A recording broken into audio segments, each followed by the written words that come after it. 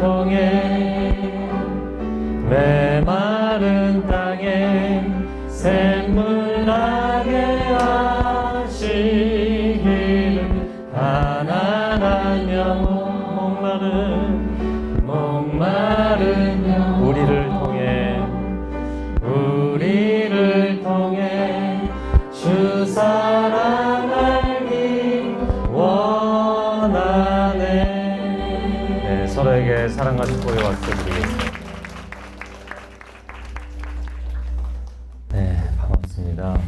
한 주간 잘 지내셨죠? 네, 말씀 함께 보겠습니다. 사도행전 11장 19절에서 26절입니다. 사도행전 11장 19절에서 26절 개역 개정으로 읽어보겠습니다. 그때 스데반의 일로 일어난 혼란으로 말미암아 흩어진 자들이 베니게와 구브로와 안디옥까지 이르러 유대인에게만 말씀을 전하는데 구브로와 구레네 몇 사람이 안디옥에 이르러 헬라인에게도 말하여 주 예수를 전파하니 주의 손이 그들과 함께 하심에 수많은 사람들이 믿고 주께 돌아오더라. 예루살렘 교회가 이 사람들의 소문을 듣고 바나바를 안디옥까지 보내니 그가 이르러 하나님의 은혜를 보고 기뻐하여 모든 사람에게 굳건한 마음으로 주와 함께 머물라 있으라 권하니 바나바는 착한 사람이요 성령과 믿음이 충만한 사람이라. 이에 큰 무리가 주께 더하여지더라. 바나바가 사울을 찾으러 다소에 가서 만남에 안디옥에 데리고 와서 둘이 교회에 1년간 모여 있어 큰 무리를 가르쳤고 제자들이 안디옥에서 비로소 그리스도인이라 일컬음을 받게 되었더라. 아멘. 잠시 기도하겠습니다. 하나님, 우리 한 사람 한 사람이 교인이 아니라 그리스도인이 되는 영적인 변화와 성장과 성숙이, 또한 하나님께서 그렇게 우리를 만들어 가시는 영적 체험이 하나님 이 교회와 더불어서 일어나게 하여 주옵소서. 아멘. 예수님의 이름으로 기도합니다. 아멘. 아멘. 네, 저희가 1516 교회라고 이름을 시작하려는 것은 사도행전 15장 16절 때문입니다. 이방인 선교를 공식적으로 인정했던 사도행전 15장 16절, 내가 이 일 후일에 다윗의 장막을 다시 일으키시겠다, 이런 하나님의 비전입니다. 그런 예배 공동체, 기름 부으심이 있는 강력한 하나님의 임재를 체험하는 예배 공동체를 우리가 함께 세우게 되기를 축복합니다. 그런데 그 15장까지 가는 데 있어서 굉장히 중요한 디딤돌 역할을 했던 것이 안디옥 교회입니다. 그리고 오늘 우리가 보는 대로 안디옥 교회에서 처음으로 예수님을 따르는 사람들을 그리스도인이라고 부르기 시작했습니다. 제가 오늘 제목에 교인 대 그리스도인, 교인 vs 그리스도인, 이렇게 아마 제목에서 여러분 모든 의미를 다 파악하셨을 텐데요. 오늘날 교인은 많지만 정말 예수 닮은 하나님의 사람들, 그러한 사람들이 되지 않으면 우리가 오히려 세상의 풍파에 흔들리는, 그래서 하나님 앞에, 하나님, 제가 이 어려운 세상에서 어떻게 하면 생존할 수 있겠습니까?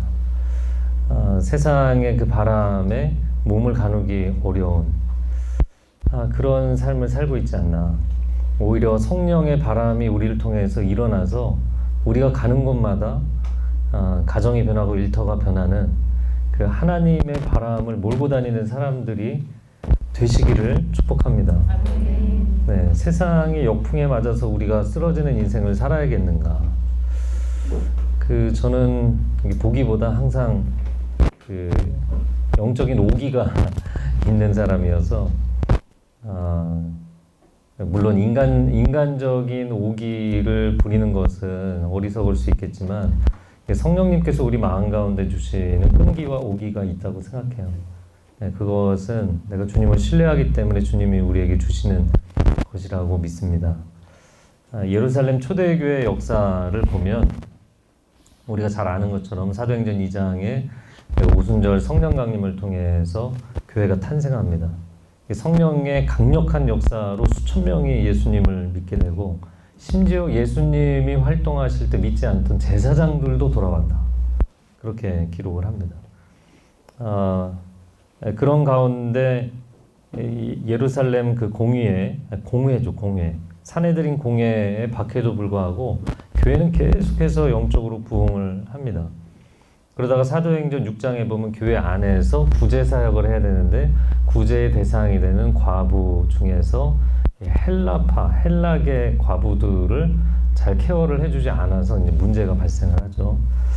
그때 사도들이 우리가 좀 더 열심히 일하자 이런 결정을 한 게 아니라 우리는 일이 많아지니까 말씀과 기도에 전념하자. 그리고 그 일을 전담할 집사들을 세웁니다. 7명의 집사죠. 믿음과 성령이 충만한 7명의 사람을 세워요. 일을 잘하는 사람이라고 되어 있지 않고요. 믿음과 성령이 충만한 사람들 7명을 세웠다. 여러분, 교회는 단순히 재능과 유능함으로 하는 것이 아니라 하나님이 부어주시는 영적인 감동으로 감당하는 것인 줄로 믿습니다. 그래서 그 가운데 7명의 집사가 세워졌는데 이분들이 또 엄청난 분들이었잖아요. 사도행전 7장에 스데반 집사가 복음을 너무나 강력하게 설득력 있게 전하니까 이거를 유대인들이 반격을 할 수 없어서 억울해서 화가 나서 스데반을 죽입니다. 그 스데반의 순교에 대한 이야기가 오늘 본문의 19절에 나오는 거죠. 스데반의 일로 일어난 환난으로 말미암아 사람들이 흩어졌다. 그래서 예루살렘에 있는 초대교회 성도들이 흩어질 수밖에 없었어요. 사도행전 8장에 보면 빌립이라는 집사는 사마리아 지역에 가서 예루살렘과 온 유대와 사마리아, 그 다음에 이제 사마리아잖아요. 근데 그 사마리아에 올라가서 귀신의 역사로 또 여러 가지 부도덕함으로 무너져 있는 그 사마리아를 영적으로 부흥시키는 기적 같은 일들이 일어납니다. 사도행전 9장의 박해자 사울이 다메섹까지 사람들 잡으러 쫓아갔다가 이제 거기서 부활하신 예수님을 만나고 인생이 변합니다. 그러니까 이 사도행전의 초기 역사를 보면 성령의 바람이 어마어마하게 부는 거예요. 태풍이 불어서 사람들이 세상의 바람이 아니라 세상 풍파가 아니라 성령의 강력한 그 태풍과 같은 바람으로 인하여서 사람들이 미처 뭔가를 계획하거나 생각하기 전에 그냥 하나님 막 몰아가시는 그런 역사들이 나타납니다. 그래서 그 사울이 변화되어서 예수 그리스도를 전하는 사람이 됩니다. 그리고 오늘 본문이 이제 11장인데 바로 앞에 10장이 베드로 사도가 이방인 고넬료를 만나서 말씀을 전할 때 성령이 임하시니까 아니 이방인들에게도 성령이 임하시는가? 전혀 예상하지 못했던 일이었고 그들에게 성령이 임하시니까 세례를 베풀게 됩니다. 자, 오늘은 이제 11장의 안디옥 교회 이야기가 나오는데 11장 전반부의 내용은 베드로가 유택의 이제 유태인 크리스찬이잖아요. 근데 같은 유택의 크리스찬들이 아니 너 어떻게 이방인을 만날 수 있어? 당신이 이제 겸상도 하지 않는 그런 대상이었기 때문에 베드로를 공격합니다. 베드로가 그에 대해서 이거는 하나님의 역사하신 거고 성령의 역사이기 때문에 우리가 거스를 수 없다. 그러니까 하나님의 진도를 사람들의 생각이 따라가지를 못하는 거예요. 하나님의 일하심을 사람들의 일하는 게 못 따라가는 게 아니라 하나님이 일하시고 역사하시는데 사람들은 그거를 이해하는 생각조차 따라가지를 못하는 거예요. 그러니까 얼마나 빠른 속도로 성령이 역사하시는지. 그리고 이제 11장 이제 오늘 본문의 내용이 나옵니다. 안디옥 교회 이야기죠. 예루살렘 모교회가 있고 그리고 안디옥 교회가 있어요. 이 초대교회 역사를 계속 보면 예루살렘 교회가 머더 처치, 헤드쿼터, 본부 역할을 했다면 안디옥 교회는 전진기지 역할을 합니다. 복음의 전진기지.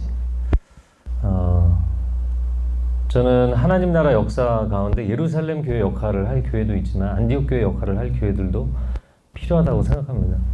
1516 교회가 뭐 여기 여러 교회 분들이 이제 모여 계시지만 온누리교회에서 우리가 하나님의 역사하심을 경험하고 예배의 기름 부으심, 선교의 감동을 체험했잖아요. 이제는 하나님 나라 역사를 이루어가는 안디옥 교회 같은 교회가 되기를 축복합니다. 그래서 하나님 나라의 전진기지 역할을 하는 교회.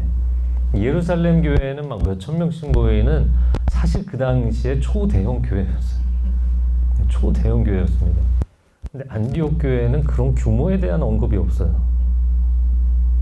규모에 대한 언급이 없는데 실제적인 선교 역사와 하나님 나라 역사에서 훨씬 큰 파장을 일으켰어요.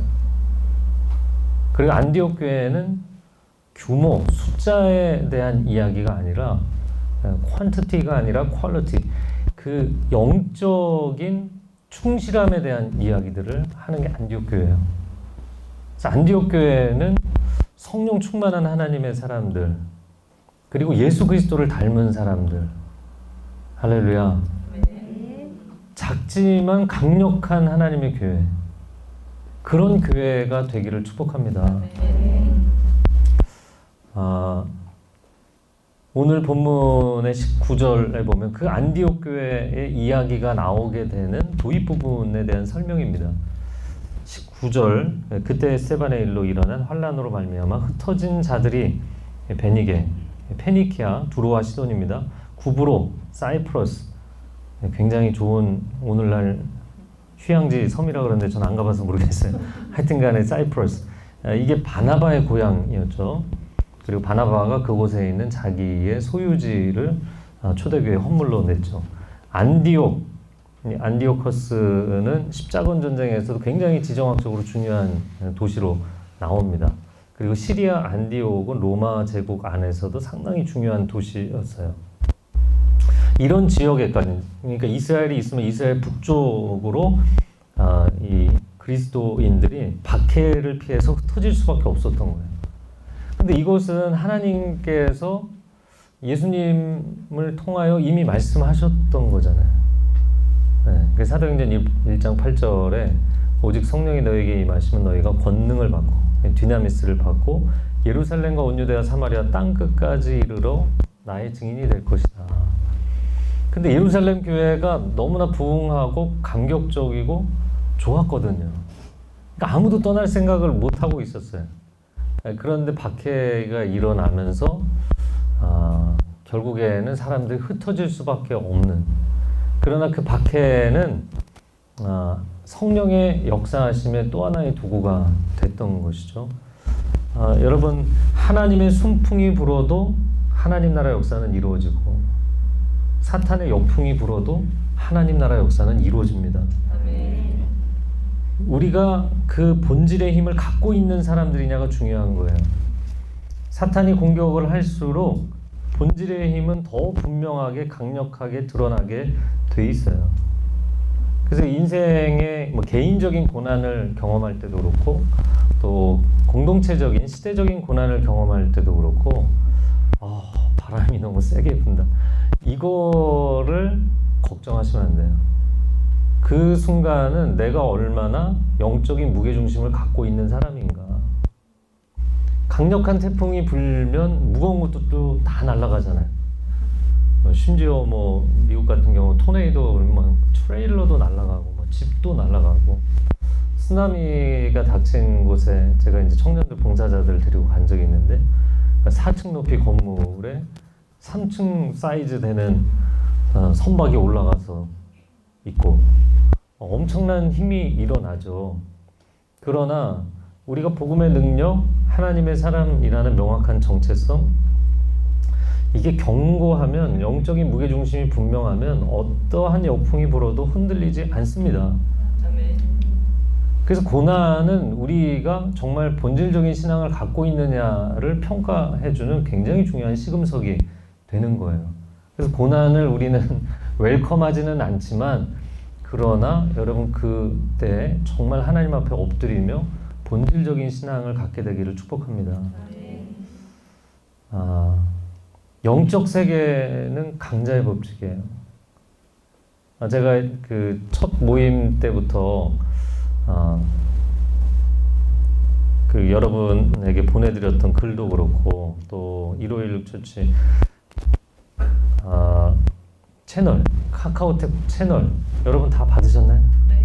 네, 다 아직 신청 안 하신 분 신청하시면 거기 이제 쭉 그런 내용들 가운데 제가 맨 처음에 영적 전쟁은 치열할 것이고 하나님 나라의 영광은 찬란할 것입니다.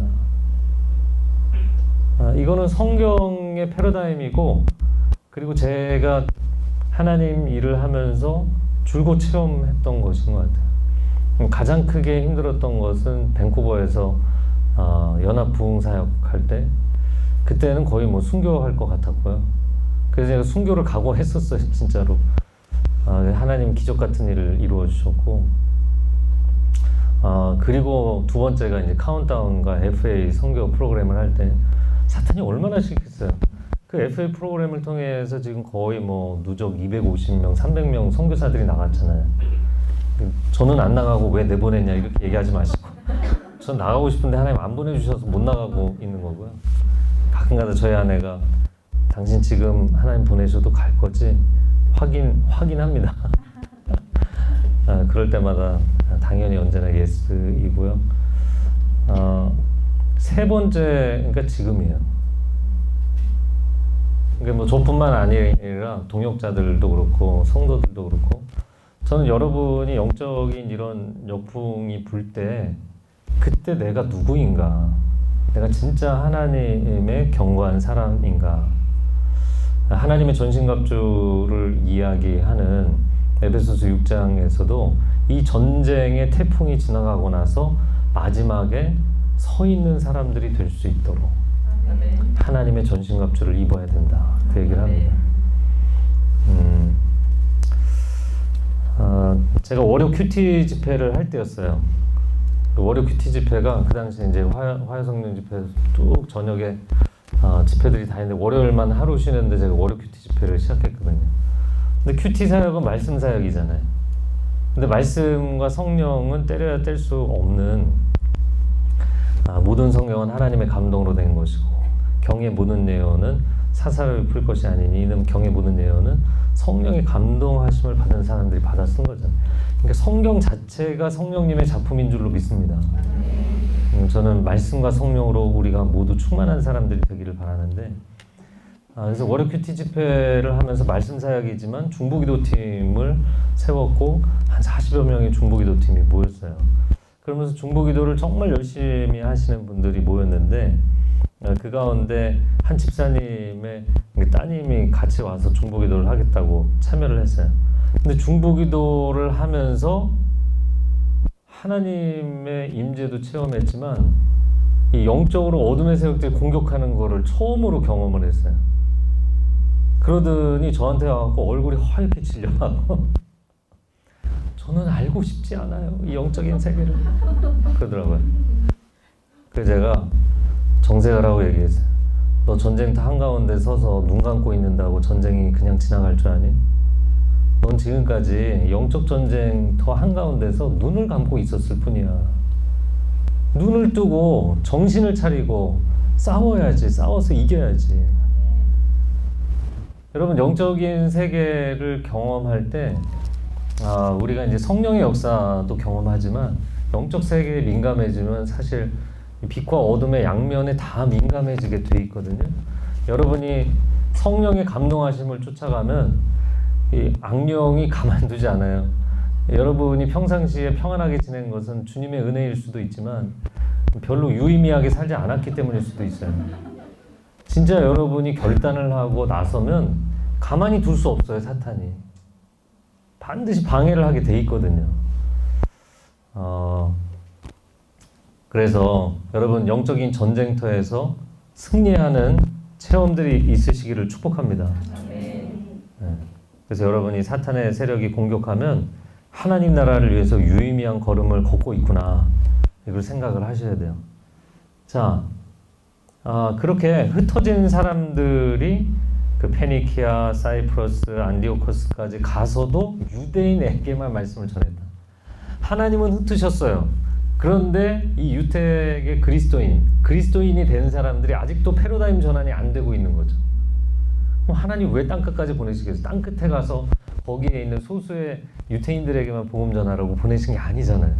그럼에도 불구하고 이 사람들은 오랜 세월 동안 선민의식에 사로잡혀 있었기 때문에 나하고 비슷한 부류의 사람들에게만 복음을 전한 거죠. 근데 20절에 보니까 그 중에 몇 사람이 안디옥에 이르러 헬라인에게도, 헬라인이라는 것은 이방인이죠. 이방인에게도 주 예수를 전파하였다 이야기를 합니다. 자, 21절 같이 읽어볼까요? 시작. 주의 손이 그들과 함께 하심에 수많은 사람들이 믿고 주께 돌아왔다. 주의 손이라는 이 표현은 예언서에 많이 나오는 표현인데, 주의 손, 주의 능력, 주의 영 같은 동의적 개념으로 사용합니다. The hand of God, the spirit of God, the power of God. 하나님의 손이, 즉 사람이 하는 것이 아니라 이것은 하나님의 성령의 강력한 역사하심으로 일으키는 일들이라는 거죠. 그래서 저는 이거를 보면서 본물이 터지듯 하나님 나라 역사를 막을 수 없이 터져서 흘러가는구나. 여러분 본물이 뭔지 아세요? 보자기에 담아둔 물이 그 물의 수압을 견뎌내지 못해서 그게 터지면 그냥 쫙 쏟아지는 그런 것입니다. 하나님이 기뻐하시는 일은 그 어떠한 어둠의 세력도 막을 수 없는 줄로 믿습니다. 그래서 여러분이 내가 여기 서 있고 하나님 저기 계신데 하나님 좀 이리로 오셔서 제 편에서 저 좀 도와주세요가 아니라 여러분이 그냥 하나님 사이드에 가서 서 있으면 세상에 여러분을 막을 수 있는 세력은 없는 거예요. 왜냐하면 내가 하나님의 길을 가는 것이기 때문에. 그래서 인생이 하나님과 평행선을 그리고 내 마음대로 살면서 그러나 하나님 제가 힘드니까 좀 저한테 와주시면 안 됩니까?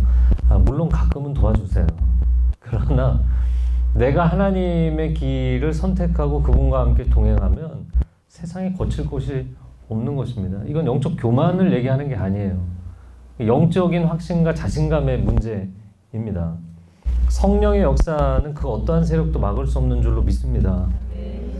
그리고 이 성령의 역사를 통해서 결국에는 하나님께서 교회를 세우시는 역사, 하나님 나라를 세워가시는 역사예요. 이 역사가 인류를 구원하는 하나님의 빅픽처, 하나님의 큰 그림을 이루어가는 거예요. 근데 하나님께서 이 빅픽처를 이루어가시는 데 있어서 그 누구도 막을 수 없는 줄로 믿습니다. 그러므로 이 시대에 사탄이 우리에게 세뇌시켜 놓은 거짓말, 29년 동안을 마이너스 성장을 했잖아요. 내년이 30주년이잖아요. 저는 왜 30주년에 하나님이 교회를 시작하게 하실까? 그것도 하나님의 메시지가 분명히 있다고 생각합니다. 이 시대에 사탄이 우리에게 주는 그런 거짓말, 교회 개척은 어렵다 못해 거의 불가능하다. 또 교회는 다시 일어날 수 없다. 한국 교회는 여기서 다시 반등할 수 없을 거다. 제가 캐나다 밴쿠버 갔을 때 그랬다니까요. 목회자들 모임에 갔는데 목회자들이 밴쿠버는 목회자의 무덤이다. 저한테 무슨 얘기를 하고 싶은 걸까요? 뭐 죽으러 왔다는 얘기잖아요. 아니면 그래서 저는 이렇게 생각을 하면서 두 가지 생각이 들었는데, 하나는 그 말씀을 하시는 분들은 그러면 무덤에 계신 분들인가? 두 번째는 내가 죽으면 다시 살아나리라. 주님의 그 부활의 능력으로. 여러분, 하나님 나라의 역사. 그래서 밴쿠버는 북미에서 대각성 운동이 두 번이나 크게 일어났을 때 마지막까지 부흥의 불이 붙지 않았던 도시예요.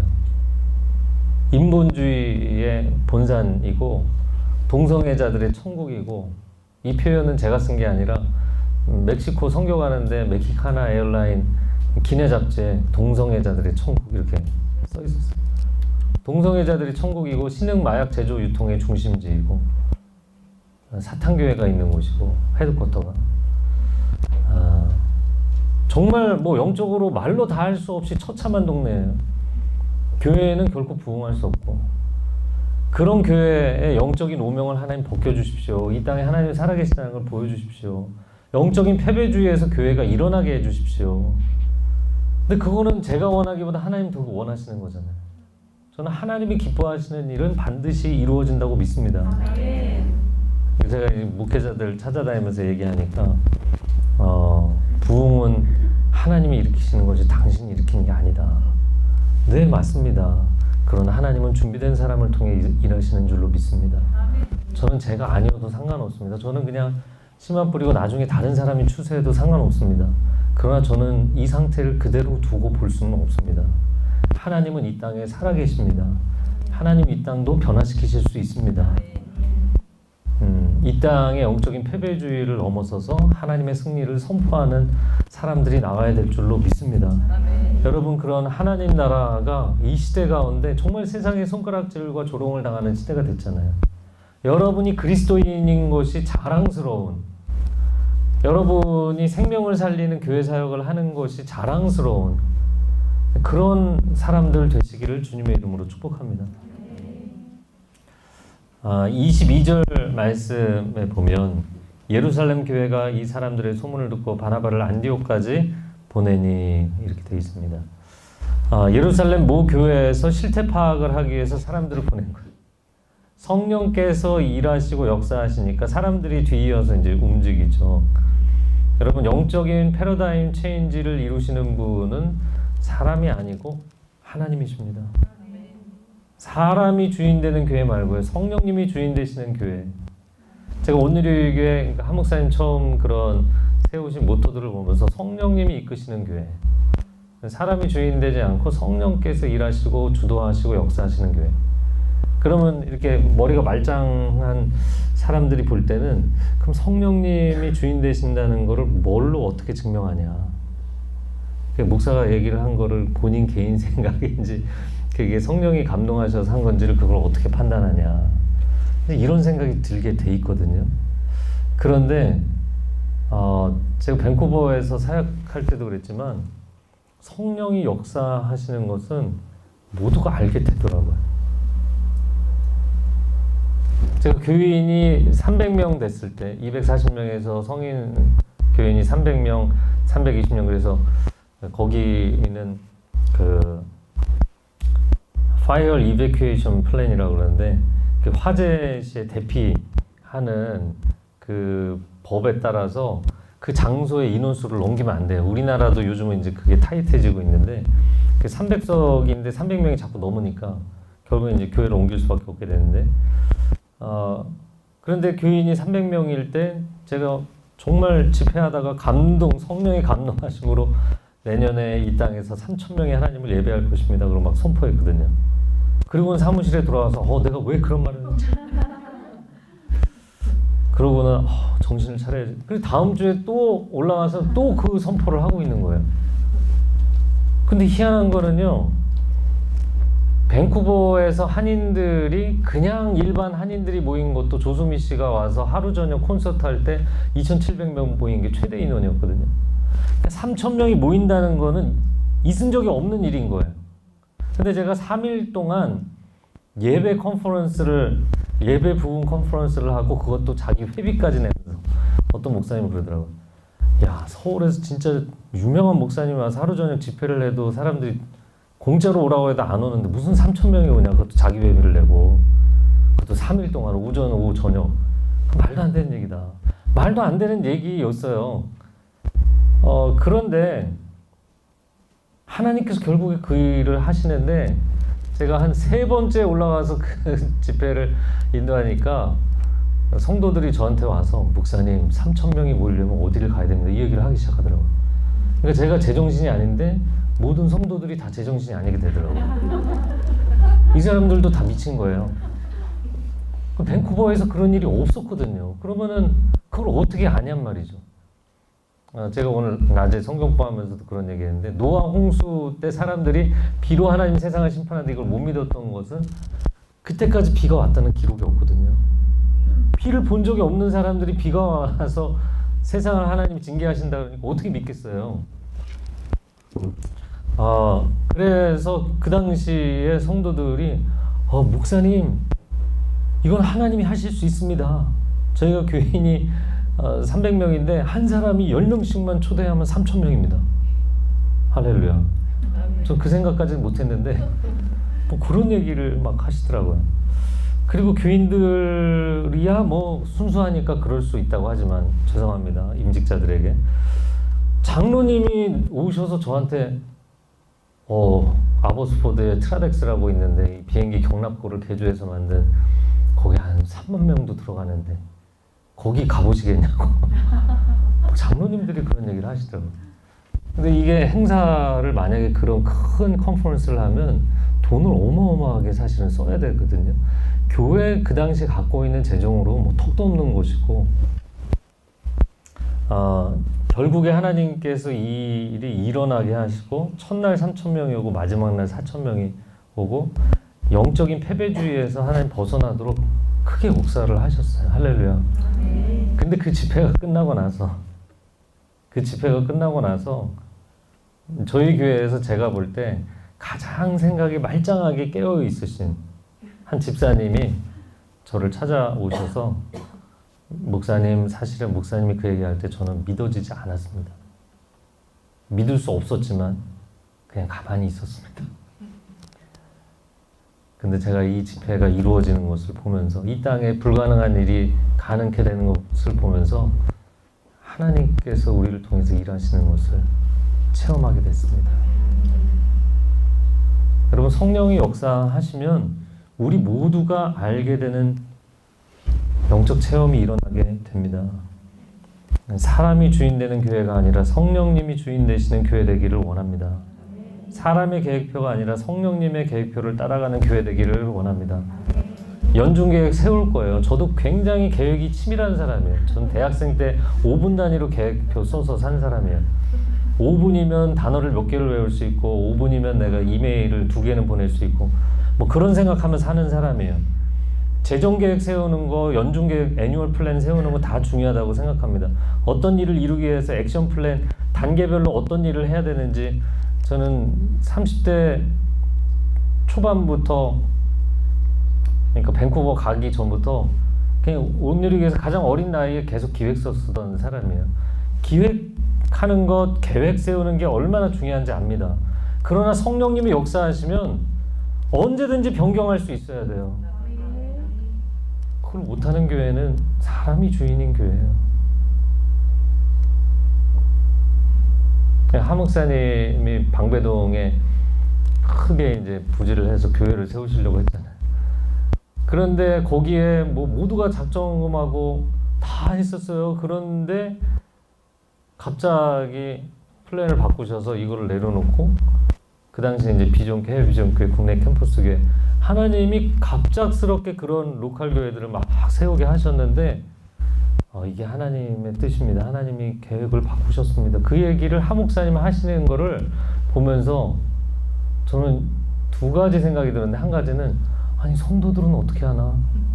그동안 그렇게 비전 선포를 해서 다 작정하고 그랬는데, 근데 또 한 가지는 하 목사님이 이 큰 교회를, 이 많은 사람들을, 이 엄청난 일들을 이끌어 가시면서도 하나님 말씀하시니까 바로 순종하시는구나.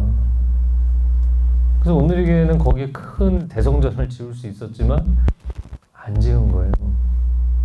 그리고 민들레호 홀씨처럼 흩어지게 하신 거예요. 건강한 지역교회를 세워서 그 지역들을 영적으로 변화시키는 그런 촉매제 역할을 하라고 하나님께서 시키신 거예요. 여러분, 제가 이 부분에 대해서는 나중에 더 나누겠지만 정말 하나님 기뻐하시는 일을 위해서 우리가 치밀하게 준비하고 계획하는 성실하게 일을 준비하고 계획하는 교회가 될 뿐만 아니라, 또 어떤 분들은 이 성령의 역사대로 한다고 아무 계획을 안 세우는 분들 있잖아요. 어떤 분은 막 설교문 안 쓰고 올라와서 계시가 임하는 대로 설교하겠다 막 이런 분들인데, 아니요, 준비 다 해야 됩니다. 그러나 내가 계획하고 준비한 모든 것도 성령이 말씀하시면 언제든지 바꿀 수 있습니다. 언제든지 순종할 수 있습니다. 그렇게 성령님의 인도하심에 민감하게 반응하는 교회 되기를 축복합니다. 네. 그리고 나서 23절에 보면 그가 이르러 하나님의 은혜를 보고 기뻐하여 모든 사람에게 굳건한 마음으로 주와 함께 머물러 있으라 권하니. 여러분, 예루살렘 모교회 지도자들이 와서 한 거는 하나님의 은혜의 역사에 감사하고 그 사람들을 격려한 거 외에는 없어요. 이들이 아무 한 게 없습니다. 예루살렘 모교회에서 계획한 일이 아니에요. 그냥 안디옥에 하나님께서 기름 부으시고 성령의 역사를 따라 간 것을 그냥 현장을 목격했을 뿐이에요. 24절 말씀 같이 읽어볼까요? 바나바는 착한 사람이요 성령과 믿음이 충만한 사람이라 이에 큰 무리가 주께 더하여 지더라. 네. 바나바가 성품이 굉장히 좋은 사람이었잖아요. 우리가 그건 너무나 잘 알고 있죠. 이 바나바가 초대교회 처음에 막 부흥의 역사에 사이프러스에 있는 자기의 소유지, 굉장히 큰 소유지였던 것 같은데 그거를 그냥 다 헌물을 한 거죠. 그리고 그는 권위하는 사람이었다. 권위자였다. 예, 개역 한글에는 그렇게 써 있고 개역 개정에는 위로자 아마 이렇게 써 있을 거예요. 그래서 그 사람은 사람들 인커리지하는 사람이었다. 바나바는 굉장히 따뜻하고 관계 중심형의 사람이었어요. 그런 착한 사람일 뿐만 아니라 성령과 믿음이 충만하니까 사람들이 굉장히 많이 더해졌다고요. 그런데 그 바나바가 25절 한번 읽어볼까요? 시작. 바나바가 사울을 찾으러 다소에. 본인 혼자만으로도 본인의 리더십만으로도 사람들이 이렇게 많이 모였는데 교회가 부흥하고 있는데 왜 다른 동역자를 찾았냐는 거죠. 왜 찾았을까요? 저는 이 바나바가 관계 중심형 인간이었기 때문이기도 하지만 자기 개인보다 하나님 나라가 더 중요한 거예요. 내가 인정받고 내가 주목받는 지도자가 되는 것보다 내 조직을 내가 키웠어 이거보다 하나님 나라가 더 중요한 거예요. 누가 주인공이 되느냐, 누가 씨를 뿌리고 누가 자라게 하고 누가 거두고 이건 중요하지 않은 거예요. 이 모든 일을 이루시는 분은 하나님이신 줄로 믿습니다. 네. 그래서 바나바와 사울은 어떻게 보면 성향상 정반대의 부류의 사람이거든요. 결국에는 그것 때문에 나중에 갈라졌잖아요. 바나바가 아니었으면 사울은 이렇게 교회 사역에 사도행전 역사에 전면에 등장할 수가 없었거든요. 그런데 바나바가 사울을 키워놓고 결국에 멘토였던 바나바는 뒤로 물러나게 되잖아요. 글쎄요, 바나바가 그런 일을 예상했다면 사울을 키워줬을까요? 그래도 키워줬을 것 같아요. 바나바가 맨 처음에 정말 하나님의 뜻에 대한 이야기를 할 때 그때 그러니까 하나님의 교회가 시작됐을 때 그 헌물을 하는 저는 그 장면에서 이 바나바는 다른 부류의 사람이구나. 진짜 하나님 나라에 대한 진정성을 가진 사람이었어요. 여러분, 바나바는 관계의 리더십이라면 사울은 사명의 사람이거든요. 사람 중심과 사명 중심. 교회에서 가장 많이 부딪히는 게 사람 중심, 사명 중심이거든요. 그래서 어떤 분들이 일이 되게 만들기 위해서 막 달려가면 어떻게 당신은 사람들은 돌보지 않고 이렇게 일만 하느냐.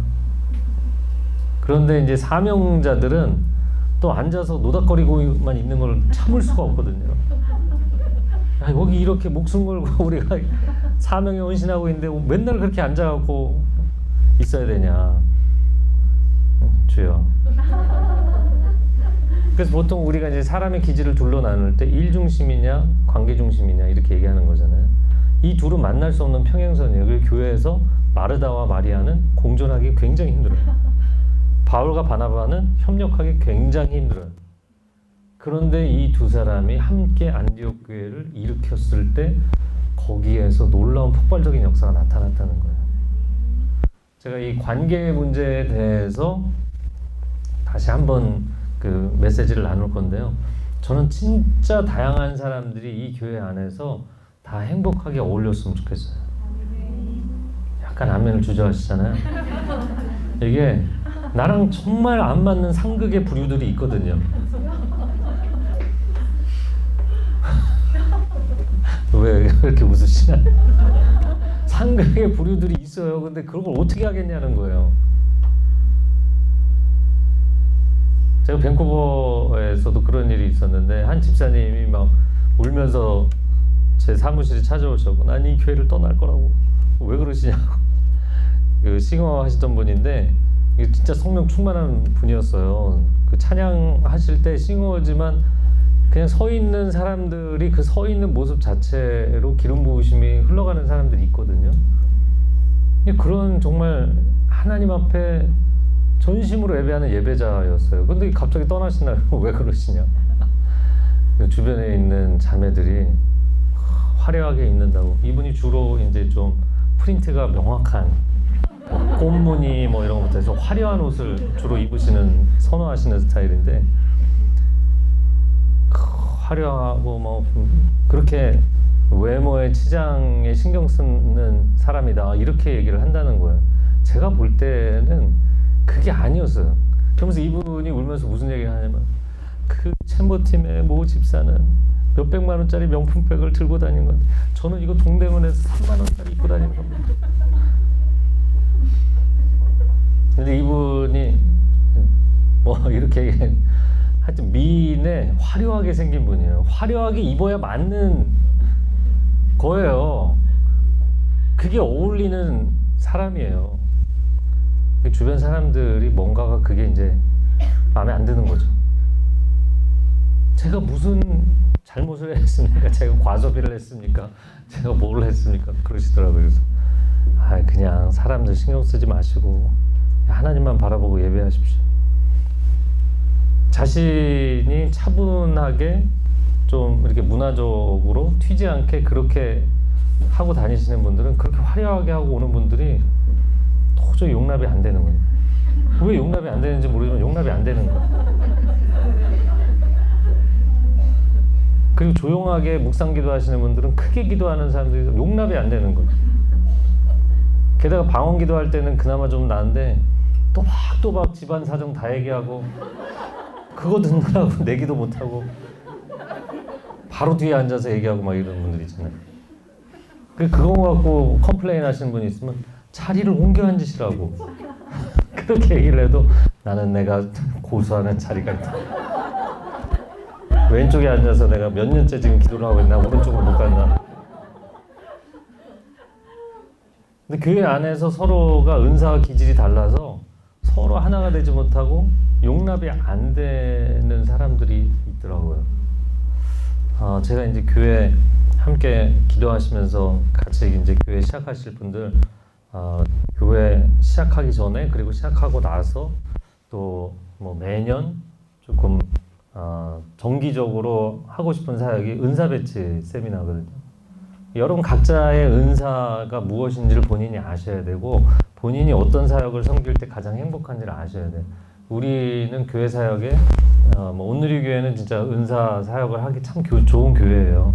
그렇긴 한데 때로는 그냥 사역에 필요가 있기 때문에 사람들을 끼워 넣는 것 같은 그거를 급하게 하기 전에 여러분의 은사와 기질을 알고 그리고 여러분이 가장 행복할 수 있는 사역들을 하셨으면 좋겠어요.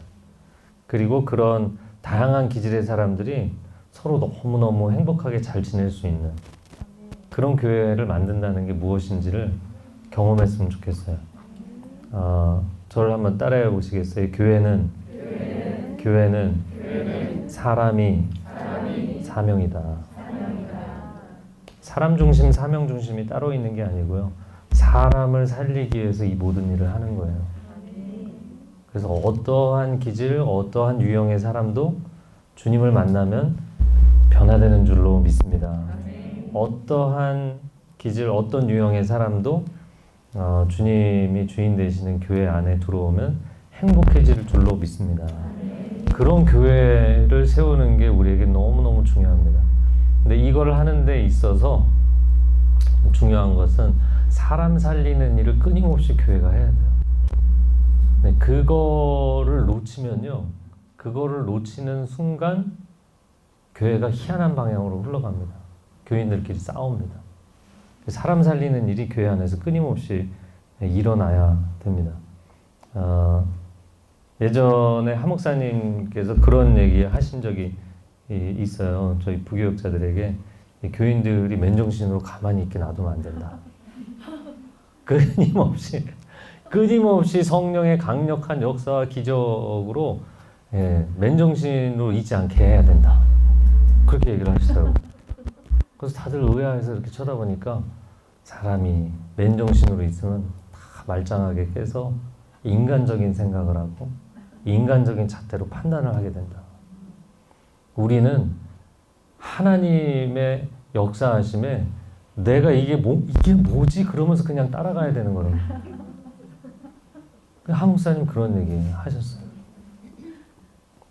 여러분, 우리가 성령이 이끌어 가시는 교회 되기를 축복합니다. 아멘. 자, 마지막 26절 같이 읽어볼까요? 시작. 만남에 안디옥에 데리고 와서 교회 1년간 모여 있어 큰 무리를 가르쳤고 제자들이 안디옥에서 비로소 그리스도인이라 일컬음을 받게 되었다다. 네, 저를 따라해보세요. 제자에서 그리스도인으로. 오늘날은 거꾸로 됐잖아요. 그리스도인이라는 타이틀은 있는데 제자화 되지 않아서 JDS 제자 교육을 받아야 가장, 그래서 모든 교회 사랑의 교회도 그렇고 제자반이 제일 고급 코스예요. 그런데 안디옥 교회는 거꾸로 되어 있거든요. 제자에서 그리스도인입니다. 그리스도인이라는 타이틀보다 더 강력한 영적 단계는 없어요. 우리는 그리스도인이 너무 물타기를 해놨기 때문에 이게 제자반을 하는 거예요. 제자라는 것은 learner, 배우는 자, 아니면 follower, 따르는 자, 이런 뜻이죠. 그런데 단순히 배우고 따르는 사람이 아니라 예수 그리스도를 그대로 닮은 사람. 작은 예수, little Christ. 그런 사람이 그리스도인입니다. 안디옥 교회 교인들이 바나바의 그 선한 성품과 사도 바울이 티칭의 은사가 있는 사람이잖아요. 그래서 이 사도 바울의 서신서들을 보면 말씀을 정말 주옥같이 풀어내잖아요. 네. 놀라운 성령의 지혜 가운데 말씀을 풀어낸 거죠. 이 두 사람이 협업을 해서 목회를 했더니 그 가운데 있는 성도들이 그리스도인이라고 불리기 시작했다는 거예요. 제가 지난주 이 모임 때 전교회인이 새벽 예배를 하는 교회 만들고 싶다 이렇게 얘기했더니 끝나고 나서 한 자매가 와서 기겁을 하면서 목사님 저는 어려울 것 같아. 저는 야행성인데 저는 집도 먼데. 그래서 이제 그 교회하고 거리가 어느 정도 이상 되면 그냥 온라인으로 유튜브로 봐도 된다. 뭐 꼭 교회 와야 되는 건 아닌데 일단 교회를 오시면 좋지만 그리고 본인의 라이프 스타일이 뭐 다양한 것도 다 알죠. 다만 그냥 우리가 신앙생활을 하면서 이 놀라우신 주님을 만나는데 그냥 평생에 종교인으로 교인으로 살 거냐 아니면 작은 예수로 살 것인가. 제가 맨 처음에 나눈 것처럼 세상에 그냥 세상 풍파가 불면 어찌할 바를 몰라서 흔들리는 사람으로 살 것이냐. 여러분 내가 가는 곳마다 성령의 역사로 지진이 일어나고 성령의 바람을 일으키는 사람이라는 영적 확신을 가지고 여러분 사실 것인가. 할렐루야. 여러분이 그런 영적 자신감을 갖게 돼야 돼요. 저는 이제 주일 예배 드릴 때 여러 가지로 뭐 아쉬움이 많은데 그 중에서 사실 어떻게 보면 겸양의 미덕으로 그렇게 기도하는 게 맞기는 해요. 그러나 우리가 주일 대표 기도를 할 때 하나님 지난 한 주간도 저는 세상에 살면서 하나님을 잊고 말씀에 불순종하고 회개 기도는 있는데 하나님 지난 한 주간도 제가 예수 그리스도의 이름으로 영혼들을 구원했고 세상을 변화시켰습니다. 하나님의 영광을 보았습니다. 이런 대표 기도를 우리가 해야 되지 않나. 언제까지 우리가 저는 늘 수세에 몰려 있어요. 언제까지 이 기도를 하고 살겠는가. 여러분 사탄이 우리를 공격할까 봐 두려워하는 게 아니라 사탄이 하나님의 이름을 들고 나아가는 우리를 두려워하게 되는 영적인 반전이 일어나기를 원합니다. 이 사도행전의 역사를 보면 예수 그리스도께서 주인 되시는 역사. 우리가 이제 사복음서가 있고 그 다음에 사도행전이 있잖아요. 그 사복음서의 주인공은 예수님. 사도행전으로 넘어가면 사도들이 주인공이라고 보잖아요. 사도들의 행전이니까. 그러나 전면에 보면 사도들이 주인공인 것 같지만 이 사람들이 다 예수를 닮은 사람들, 작은 예수가 돼서 민들레 홀씨처럼 흩어진 거예요. 아니 예수를 하나 죽여놓으니까 수백, 수천, 수만 명의 작은 예수들이 전 세계에 퍼진 거예요. 그러니까 이거 뭐 잡을 수가 없는 거예요. 여러분, 우리는 영적인 쓰나미를 일으키고 영적인 팬데믹을 일으켜야 되는 겁니다. 세상에서 예수 그리스도를 믿는 이 놀라운 구원의 역사, 은혜의 역사보다 더 강력한 전염성은 없어요. 그런 자신감이 우리에게 있는가? 그래서 전도 잘하시는 분들을 보면 그 확신이 있거든요. 뭐 물을 끼얹고 막 쫓겨남을 당하고 구박을 당해도 하나님이 저 사람을 사랑하시니까 반드시 저 사람을 구원하실 거야. 이 믿음이 있기 때문에 그걸 하는 거잖아요. 그리고 나중에 얼마나 고마워요. 여러분 모르세요? 모르시는 분은 회개하시고. 사도행전의 역사는 사도들이 전면에 서 있지만 사실 예수님이 주인공 되신 역사이죠. 작은 예수들이 흩어져서 이거는 잡을 수가 없는 겁니다. 팬데믹이 한번 흩어지고 나면 이거 뭐 잡을 수가 없잖아요. 그래서 우리가 이제 3년째 이 고생을 하고 있는 건데, 그런 사탄이 더 이상 공격을 해도 제어할 수 없을 만큼, 막을 수 없을 만큼 하나님 나라 역사가 일어나야 될 줄로 믿습니다. 저는 온 성도가 새벽 기도하는 교인들이 되기를 원하고, 또 새가족을 새벽 예배에 초대하는 교회가 되기를 원합니다. 일주일에 한 번 썬데이 크리스찬을 만들고 싶은 생각이 없어요. 주님 오시기까지 우리가 달려가야 될 길이 너무나 어떻게 보면 우리에게 주어진 시간이 짧기 때문에 저는 한 사람 한 사람 정성껏 그렇게 주옥 같은 성도들을 만들 수 있기를 원합니다. 그리고 성령과 말씀으로 충만한 성도들이 되시기를 축복합니다. 예배마다 하나님을 인격적으로 만나고 성령 세례를 받고 성령 충만한 체험을 하는 성도들이 되기를 축복합니다. 그래서 H29는 신사도행전일 뿐만 아니라 신예수행전인 것이죠. 마지막으로 성경 통독하면서 어떤 분이 그런 얘기를 했어요. 이제 구약의 역사를 이렇게 보면서 엘리야는 엘리사를 키워내고 모세는 여호사를 키워내고 이런 얘기를 쭉 하면서 한 영혼이 중요해서 그럴까요? 성경의 역사들을 보면 다윗도 사람들을 키워내고 양육이 한 영혼을 양육하는 게 참 중요한 것 같습니다. 제가 바른 생각을 하고 있는 건가요? 본인이 답을 다 맞게 써놓고 또 질문을 하셔서 너무너무 그런 분도 훌륭하잖아요. 제가 세 가지로 얘기했어요. 한 영혼이 왜 중요한가? 하나님께서 창조적 관점, 창조의 관점, 구원의 관점, 그리고 마지막 종말론적 관점에서 한 영혼이 소중한 것은 6일 동안 창조하신 그 모든 것이 제일 마지막에 지으신 사람을 위해서 만든 것입니다. 누가복음 9장에 보면 너희가 온 천하를 얻을지라도 자기 생명을 잃는다면 무슨 소용이 있겠느냐. 거기서 천하보다 귀한 한 생명이라는 표현이 나온 거예요. 이게 우리 듣기 좋으라고 나온 표현이 아니라 진짜 성경에 온 천하를 저울의 한쪽에 올려놓고 온 우주 만물을 한쪽 저울에 올려놓고 여러분을 반대편 저울에 올려놓으면 어느 쪽으로 기울어요? 우리는 돈만 조금 올려놔도 이쪽으로 기울잖아요. 아니요. 여러분이 하나님 보실 때 훨씬 비교할 수 없는 가치인 거예요. 여러분을 위해서 이 모든 것을 창조하셨어요. 근데 우리가 망가졌잖아요. 그럼 망가진 나를 여기 올려놔도 내 쪽으로 기우는가? 기울죠. 왜 그럴까요? 반대편에 예수 그리스도, 죄 없으신, 거룩하신 창조주 되시는 예수 그리스도를 저울의 반대편에 올려놔도 죄 많고 망가진 내 쪽으로 기울잖아요. 이건 뭐 상상할 수 없는 일입니다. 천하 만물보다 내가 더 밸류어블하다. 이거는까지는 인정을 하겠는데 어떻게 창조주이신 그분을 나하고 비교할 수 없는 분인데 그분이 당신의 생명을 내놓으시고 나의 생명을 건지셨잖아요. 그래서 이 구원의 관점에서 놓고 보면 한 생명은 비교할 수 없는 소중함을 갖고 있는 거예요.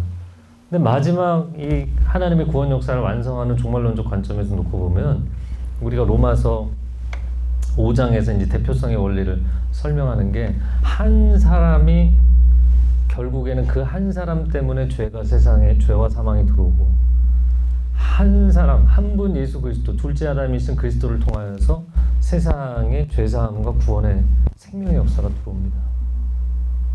하나님은 제국을 들어 쓰시는 것도 아니고 세상 문명을 들어 쓰시는 것도 아니고 하나님의 사람으로 완전히 자신을 구별해서 드리는 딱 한 사람만 있으면 세상을 바꾸실 수 있어요. 그 한 사람을 찾으시는 거예요. 우리는 그 주옥 같은 한 사람을 만들어내야 됩니다. 매스 프로덕션. 제가 때로는 영어도 생각이 안 나고 한국어도 생각이 안 나는데 대량 생산하는 시스템으로 가면 많은 교인은 만들 수 있어요. 저는 안디옥 교회가 숫자가 나오지 않고 그 사람들이 얼마나 영적으로 충실한 사람들이었는지, 또 13장에 가면 그들이 기도하며 금식하며 예배할 때 강력한 하나님의 비전이 임하여서 담임 목사와 부목사인 바나바와 바울을 선교사로 파송하잖아요. 할렐루야. 저는 어떻게 보면 저는 목회자, 담임 목사가 되고 싶은 게 아니라 선교사를 하고 싶은 거거든요. 다 다니면서 이 한국교회 영적인 지형도를 바꿔놓을 수 있는 교회들을 계속해서 세우는 사역을 할 겁니다. 하나님께서 이 비전을 우리에게 동일하게 허락하신다면 우리가 교회가 숫자를 많이 키워서, 그러니까 여러분이 어떤 분들 질문하시더라고요. 이 교회 같이 시작할 멤버들만 여기 올 수 있느냐? 아니요, 중보기도 하시고 싶은 분들 다 초대하셔도 좋아요. 그러나 여러분의 마음 가운데 우리 숫자를 늘려야지, 그런 거에 그 일말의 만족감이 있으시다면 아니요, 그런 생각 그냥 내려놓으시면 좋겠어요. 네. 우리는 정말 하나님 나라 비전에 온전히 헌신돼서 함께 기도할 사람들을 기다리는 겁니다. 그리고 그분이 그리고 여러분 마음 가운데 그 개인이 기도하는 거를 존중해 주세요. 전 아무리 친한 분들도 당연히 함께 가야죠, 이렇게 얘기하는 사람 단 한 사람도 없어요. 제가 콜링하는 게 아닙니다. 본인이 기도해서 하나님 앞에 분명한 응답이 있으면 가는 것이고요. 여러분이 서 있는, 여러분이 섬기는 공동체와 교회에서 섬기면서도 우리가 거시적인 하나님 나라 그림 안에서 함께 중보기도 하고 함께 하나님 나라 일을 할 수 있어요. 꼭 내 교회에 와야만 동역자다, 이런 좁은 생각을 버려야만 사실 우리가 이 거시적인 하나님 나라 일을 할 수 있는 거예요. 제가 밴쿠버에서도 연합운동하면서 맨날 얘기하는 게 그겁니다. 저희 교회 교인들이 다른 교회 가서 집회하면 순복음교회, 밴쿠버 순복음교회가 제일 큰 교회 중에 하나였는데, 그 교회 가면 우리 교인들이 입구에서부터 이렇게 약간 개걸음으로 들어가더라고요. 눈치 보면서. 근데 다른 교회 교인들이 우리 교회 오면 또 이렇게 눈치 보면서 들어오더라고요. 그래서 제가 이제 찬양 끝나고 오프닝 멘트 할 때 왜 그렇게 들어오십니까? 내 교회, 네 교회가 어디 있습니까? 다 아버지 집인데. 여러분의 아버지 집입니다. 자유하십시오. 담대하십시오.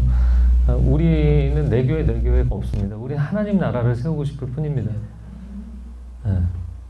그래서 목회자들도 연합을 할 수 있었던 게, 로컬에서 더 가까운 교회로, 저희 교인들 중에 순복음교회로 가신 분들도 있고 순복음교회에서 저희 교회로 온 분들도 있었어요.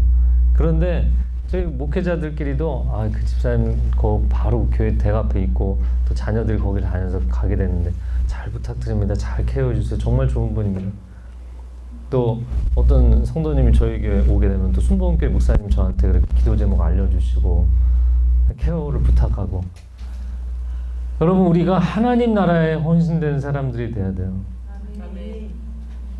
제가 밴쿠버 온누리교회 할 때 교회가 부흥하니까 사람들이 이렇게 어깨가 올라가기 시작하더라고요. 우리 교회가 커진다는 거예요. 왜냐하면 다른 교회에서 나오신 분들이, 여러 교회에서 나오신 분들이 있었는데 그 교회에서 좀 마음이 어려워서 나오신 분들도 있었거든요. 봐, 내가 이런 게 있는 거예요, 사람들이. 그래서 제가 리더십 모임하면서 절대로 그런 마음을 갖지 마십시오. 하나님이 은혜로 부어주시는 것에 우리가 동참할 수 있게 된 것이 은혜의 기회이고 축복인 줄로 믿습니다. 정말 하나님 앞에 우리가 사심을 갖지 않고 아간 같은 마음을 갖지 않고 하나님이 하시는 거고 하나님의 은혜이고 우리는 그 일부분을 동참할 수 있게 되었다는 것만으로도 기쁘고 행복한. 그래서 저는 교회 사역을 막 힘들고 어렵게 하지 않았으면 좋겠고요. 정말 기쁘고 행복하게 함께하는 성령의 충만함이 우리의 삶에 흘러넘치고 그리고 하나님 나라 역사에 흘러넘치는 그런 교회 되기를 축복합니다. 한 사람 한 사람을 주것과 같은 예수 그리스도를 닮은 신앙으로 만들어 갈 것입니다. 우리가 함께 기도하겠습니다.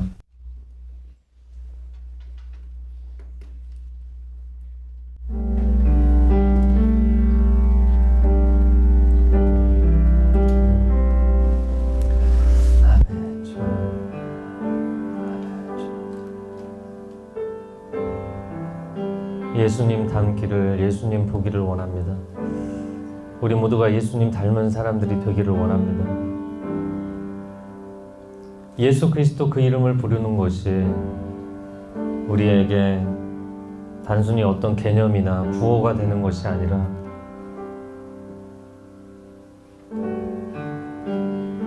어떠한 사람도 품어주시고 사랑하셨던 그 예수님의 사랑을 내가 경험하고 나도 그런 사랑을 할 수 있는 사람이 되는 것. 너무나 이기적이고 비좁은 마음으로 조금만 상처를 받아도 비난을 받아도 참을 수 없어 하는 나 자신을 내려놓고 정과 욕심을 십자가에 못 박고 예수님을 닮은 인격이 되는 것. 예수님 닮은 성품이 되는 것. 나를 통하여서 예수님의 향기만이 드러나는 그런 사람 되기를 원합니다. 하나님, 저는 매 순간 성령의 내주 역사하심 감동하심이 아니면 너무나도 인간적이고 세상적인 사람입니다. 그러나 성령 하나님 내 안에 임재하셔서 나의 생각과 관점과 의지를 변화시켜 주시면 주님 닮은 사람, 주님의 향기가 드러나는 사람 될 줄로 믿습니다. 오 주님, 우리 가운데 임재하여 주시고 주님을 더욱 사모하고 사랑하는 사람 되게 하여 주시옵소서. 함께 통성으로 기도하겠습니다.